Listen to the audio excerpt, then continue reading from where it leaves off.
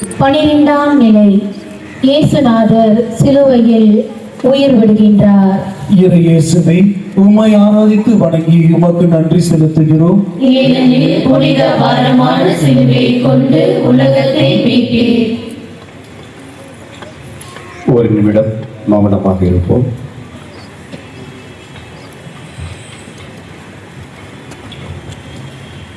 என் பொருட்டு தம்மை அழித்துக் கொள்கிற எவரும் வாழ்வடைவர்.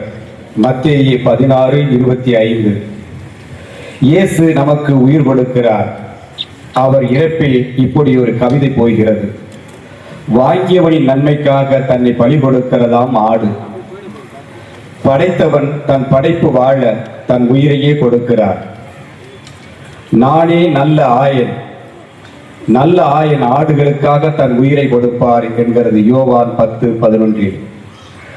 நல்லவர்கள் ஒருபோதும் பிற உயிரை எடுக்க மாட்டார்கள். எல்லா உயிர்களும் தன்னை காக்க, தன் தலைமுறை காக்க ஏதாவது சிறிதேனும் தியாகம் செய்தே ஆக வேண்டும். மரம் வளர விதை தியாகம் செய்கிறது. விதையின் தியாகம் மரம், செடி, கொடி. பெற்றோரின் தியாகம் பிள்ளைகள். போராளியின் தியாகம் நாட்டின் பாதுகாப்பு. இயேசுவின் தியாகம் உலக மீட்பு. நம் தியாகம் என்ன?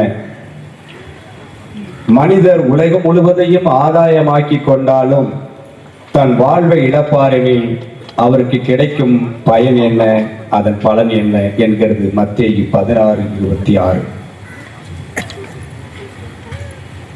உன் சாவும் அடுத்தவருக்கு விடியலாய் அமைய வேண்டும். பலரின் வாழ்வுக்கு வடிகாலாய் அமைய வேண்டும். நீரோட்டமாய் எல்லோருடைய வாழ்விலும் நுழைய வேண்டும். பிற தியாகத்தால் நாம் வாழ்கிறோம். நம் தியாகத்தால் பிறர் வாழ வேண்டுவோம். எங்கள் மேல் இரக்கமாயிரும் ஆண்டவரே, இரக்கமாயிரும். எங்கள் மேல் இரக்கமாயிரும் ஆண்டவரே, இரக்கமாயிரும். இறந்த நம்பிக்கையாளர்களின் ஆன்மாக்கள் இறைவனின் இரக்கத்தினால் அமைதியில் இளைப்பாறுவனவாக.